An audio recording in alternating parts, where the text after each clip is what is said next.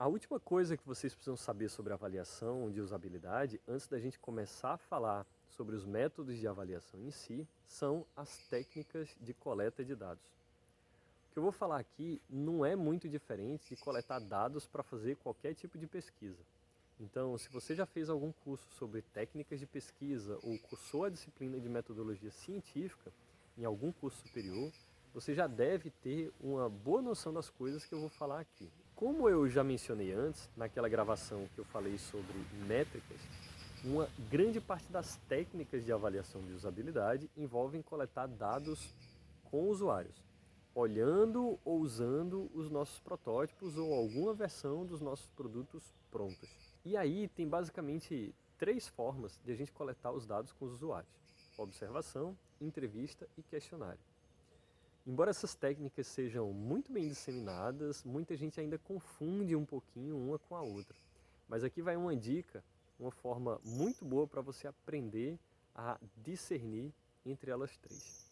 Primeiro, a observação é quando você pode olhar e você próprio pode registrar os dados, sem a influência da opinião do usuário. E o usuário, teoricamente, não precisa falar nada. Segundo, a entrevista é quando você se comunica com o usuário e o que você registra é baseado no que ele fala. E a última, que é o questionário, você provoca o usuário, mas quem faz os registros dos dados é ele próprio, certo? Exemplos bem concretos. Se você envia um form para alguém online, isso é um questionário, porque esse alguém é quem vai responder, quem vai gerar os dados concretos.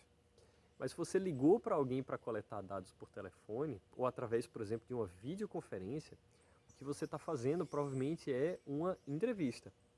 Porque você é quem vai se virar para gravar aquela entrevista ou para extrair dali os dados. E se você pedir para o usuário usar o seu produto e você, por exemplo, quiser gravar a tela dele para registrar o que ele está fazendo ou onde ele está clicando, isso que você está fazendo é uma observação.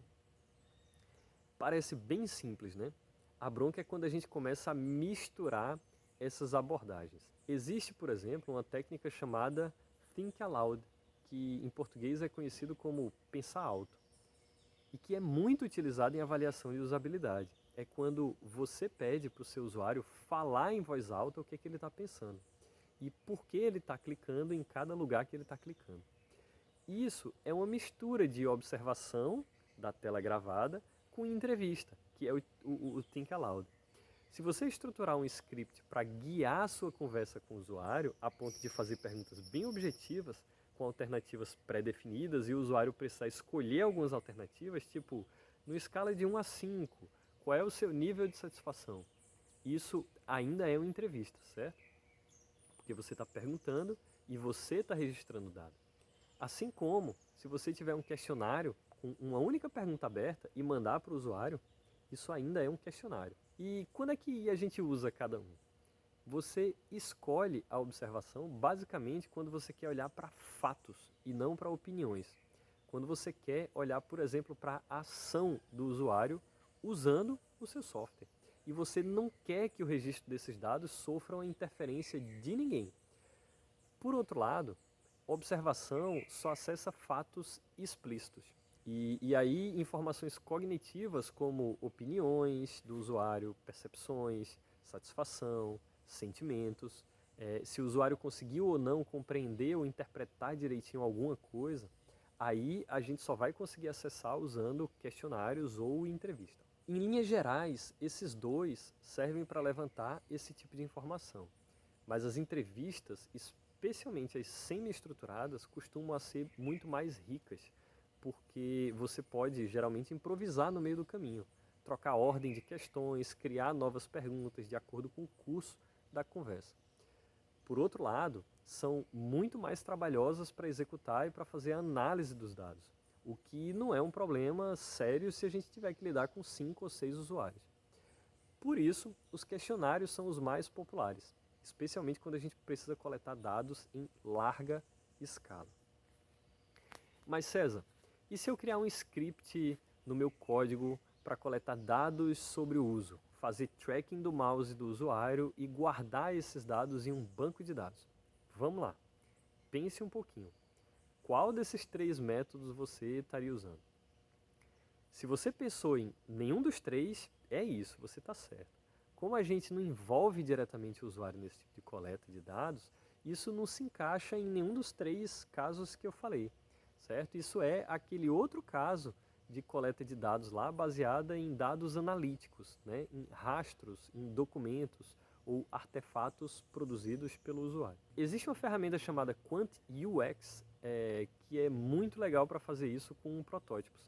Você programa a navegação entre as telas e ele grava todo o rastro de uso dos participantes do seu teste, gerando até gráficos e mapa de calor mostrando as áreas da tela que foram mais e menos clicadas.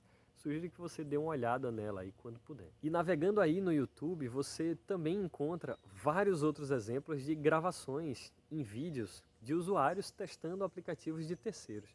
Dá uma sacada nisso também, é uma forma muito legal de registrar os seus dados. E sim, você pode usar sim qualquer combinação dessas 3 ou 4 formas. É perfeitamente possível. Você pode, inclusive, envolver mais de um usuário de uma vez só, em coisas como entrevistas grupais ou grupos focais. Para decidir entre essas abordagens, também é sempre importante você pesar 2 coisas. O acesso que você tem ou não a potenciais usuários dispostos, a participar desse seu tipo de avaliação e o prazo que você tem para fazer análise dos seus dados. Considere então que a observação é a forma mais custosa de coletar e mais trabalhosa de analisar. Questionário estruturado são os mais rápidos e mais fáceis de coletar e analisar, mas geralmente só trazem informações mais superficiais. E entrevistas estão aí no meio como a opção de melhor custo-benefício se a gente estiver falando, obviamente, de pequenos grupos. E pronto. Agora vamos falar efetivamente sobre métodos de avaliação, certo? Nas próximas gravações. Até lá!